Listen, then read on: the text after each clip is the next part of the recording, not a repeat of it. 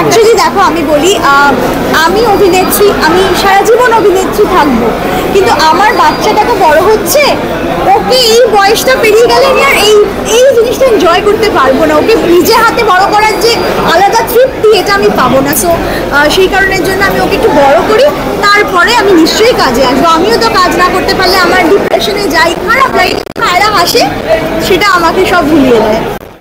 বাবা হিসেবে 100 আর হাজবেন্ড হিসেবে এটা থাক না বলাই ভালো।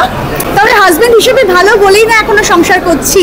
যদি জানি আয়রা কেমন আছে, আয়রা এখন একদম সুস্থ আছে তোমাদের আশীর্বাদে, আমার যারা বাড়ির লোকের আশীর্বাদে এবং আমার যে সমস্ত বন্ধুরা রয়েছে তাদের সকলের আশীর্বাদে আয়রা খুব ভালো আছে। আর থ্যাংক ইউ সবাইকে যারা আয়রার জন্য হ্যাঁ, থ্যাংক ইউ সবাইকে যারা দিয়েছেন, প্রে করেছেন। থ্যাংক ইউ, অনেক অনেক অনেক ভালোবাসা আমাদের তরফ থেকে।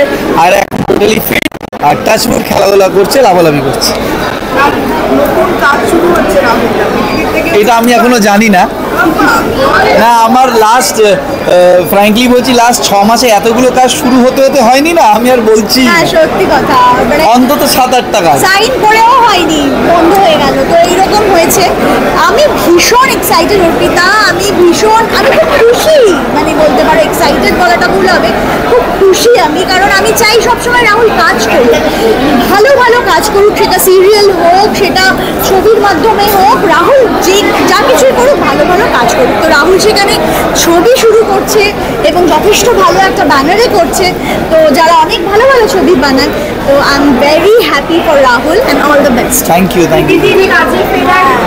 আমার আরো 6 মাস ও বলেছে। আমি অ্যাকচুয়ালি দেখো আমি বলি আমি অভিনেত্রী, আমি সারা জীবন অভিনেত্রী থাকবো, কিন্তু আমার বাচ্চাটাকে বড় হচ্ছে, ওকে এই বয়সটা পেরিয়ে গেলে আমি আর এই জিনিসটা এনজয় করতে পারবো না। ওকে নিজে হাতে বড় করার যে আলাদা তৃপ্তি, এটা আমি পাবো না। সো সেই কারণের জন্য আমি ওকে একটু বড় করি, তারপরে আমি নিশ্চয়ই কাজে আসবো। আমিও তো কাজ না করতে পারলে আমার ডিপ্রেশনে যাই, খারাপ লাগে, এরা হাসে, সেটা আমাকে সব ভুলিয়ে দেয়।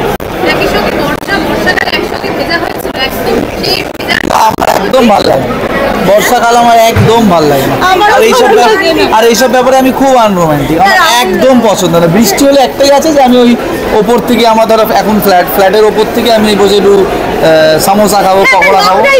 বৃষ্টি হলে হ্যাঁ, ভিজতে আমার খুব একটা ভালো লাগে। আগে হতো কলেজ লাইফে হতো বৃষ্টি পড়লে সব ফুটবল নিয়ে মাঠে নেমে পড়তাম, সেটা আলাদা। এখন আর ভালো। হ্যাঁ, গান ওরকম আমার কোনো, আমি খুব বোরিং এইসব ব্যাপারে। না, ও রোজই ঘুরছে, ওর কোনো ব্রেক নেই, রোজই ঘুরছে। মানে ওকে এত ঘোরানো হচ্ছে, তার জন্য আমার বাবা মা খুব চেঁচাচ্ছে, বিরক্ত, যে এখন কোভিড নিয়ে একটা সমস্যা চলছে, তো কেন বারবার নিয়ে বেরোচ্ছে। কিন্তু কিছু করার নেই, ওকে রোজ বেরোচ্ছে। হ্যাঁ, ইলিশ মাছ আমি তখনই খাই যখন প্রীতি ছাড়ি। অপেক্ষা করি, সেটা হচ্ছে ইলিশ। হ্যাঁ, তার নাহলে আমি খাই না। আমি ছোটোর থেকে খাই, মানে খেতে ভালো লাগে। আমি ওই ছাড়াতে হয় বলে ডিম দিয়ে খেতাম। হ্যাঁ, আমি তো বিয়েটাই ওইভাবেই করেছি, পুরো চেকিং করে। পৃথিবীর হাতে সেটা ভালো রান্না, আমি এই দিকে খুব লাগি। আমার মা, শাশুড়ি মা, প্রীতি যাই রান্না করে খুব ভালো। আমি জানতে চাই পৃথিবী রাহুলদাকে এমন একটা আমি পুরোটাই। আচ্ছা, গুণ বলবো এত, আমি কি বেগুন নাকি? না, ও তো মানে ওর দেখো যেটা দেখে পছন্দ হয়েছিল সেটা হচ্ছে রাহুল খুব ওয়েল বিহেভড বাইরে, বাড়িতে বলছি না, বাড়িতে উল্টোটা। আর রাহুল সব দিক দিয়ে পারদর্শী, খেলাধুলা হোক, ওর ব্রেন, ও সব কিছুতে খুব পারদর্শী।